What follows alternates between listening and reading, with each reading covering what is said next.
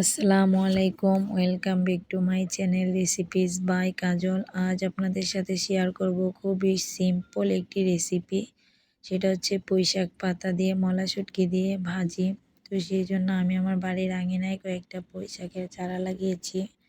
ওখান থেকে কিছু আমি কচি আর ডগাগুলো কেটে নিব। তো দেখতে পাচ্ছেন ডগাগুলো খুবই কচি, একদম খুবই দেখতে খুবই ভালো লাগতেছে, টাটকা একদম।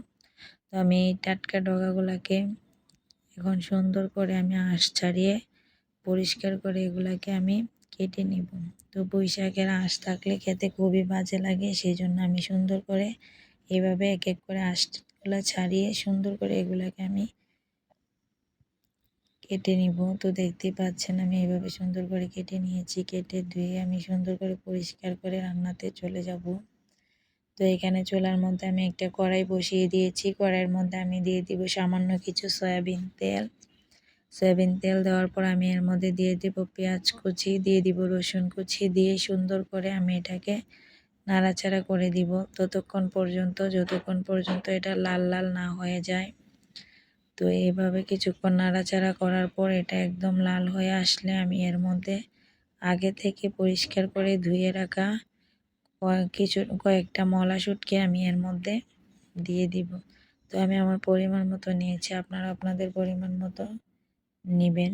তো আমি এখানে আমার পুঁইশাকের অনুযায়ী মলা শুটকি নিয়েছি। শুটকিটা দেওয়ার পর এভাবে কিছুক্ষণ নাড়াচাড়া করে পেঁয়াজটার সাথে আরও কিছুক্ষণ ভেজে নিতে হবে।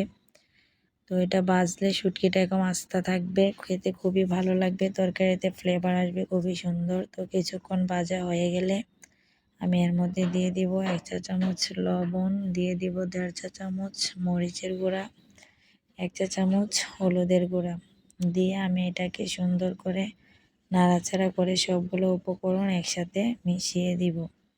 সবগুলো উপকরণ একসাথে মিশানো হয়ে গেলে আমি এটাকে কিছুক্ষণ 5 মিনিটের মতো কষাতে থাকবো। তো যত সময় নিয়ে কষাবেন ততই ভালো হবে। তো এটাকে আমি কিছু সময় নিয়ে এইভাবে সুন্দর করে কষাবো। সুন্দর করে এইভাবে কষিয়ে নিলে তরকারিটা তো কি সুন্দর একটা কালার আসবে, খেতেও খুবই মজা লাগবে। দেখতেই পাচ্ছেন তেলটা একদম উপরে বেশি উঠেছে। এই পর্যায়ে আমি দিয়ে দিব আগে থেকে কেটে রাখা পুঁইশাকগুলো এর মধ্যে অল্প অল্প করে দিয়ে আমি সবগুলো একসাথে দিব না, অল্প অল্প করে দিয়ে দিব। অল্প অল্প করে দেওয়ার পর আমি এটাকে সুন্দর করে নাড়াচাড়া করে মিশিয়ে দিব একসাথে। সবগুলো উপকরণ মিশানো হয়ে গেলে আমি এটাকে ঢাকনা দিয়ে ঢেকে রেখে দিব 10 মিনিটের মতো। তো 10 মিনিট এভাবে রান্না করার পর আমি ঢাকনাটা খুলে দেখতে পাচ্ছেন আমার এটা প্রায় একদম মিশে গেছে।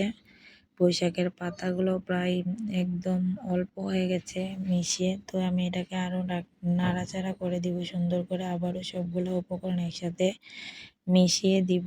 তো এইভাবে মিশিয়ে দেওয়ার পর আমি ঢাকনা দিয়ে আবারও ঢেকে দিব 5 মিনিটের মতো। তো এবার 5 মিনিট পর ফিরে এসে দেখতে পাচ্ছেন আমার পুঁইশাকটা খুবই সুন্দর করে সফট হয়ে এসেছে। তো এই পর্যায়ে আমি পানিটা শুকানোর জন্য আরও কিছুক্ষণ আমি জাল করে নিব। তো আরও 5 মিনিট জাল করে নিলে রেডি হয়ে যাবে পুঁইশাক দিয়ে মলা শুটকি ভাজি। তো এই ভাজিটা আমার কাছে খুবই ভালো লাগে, আমি এটা খেতে খুবই পছন্দ করি। আমার বাসায় পুঁইশাক আনলে আমি এভাবে মলা শুটকি দিয়ে ভেজে খাই। আপনারা কারা কারা কী দিয়ে রান্না করে খান অবশ্যই কমেন্টস করে জানাবেন। আর এই ভর্তাটা যদি আপনার বাসায় থাকে আপনি অনায়াসে 2 প্লেট ভাত খেয়ে নিতে পারবেন। খুবই মজা লাগবে, খুবই ভালো লাগবে, মুখে স্বাদ না থাকলেও স্বাদ ফিরিয়ে আনবে এই ভর্তাটা। আমার কাছে খুবই ভালো লেগেছে। আপনাদের কাছে কেমন লেগেছে অবশ্যই জানাবেন।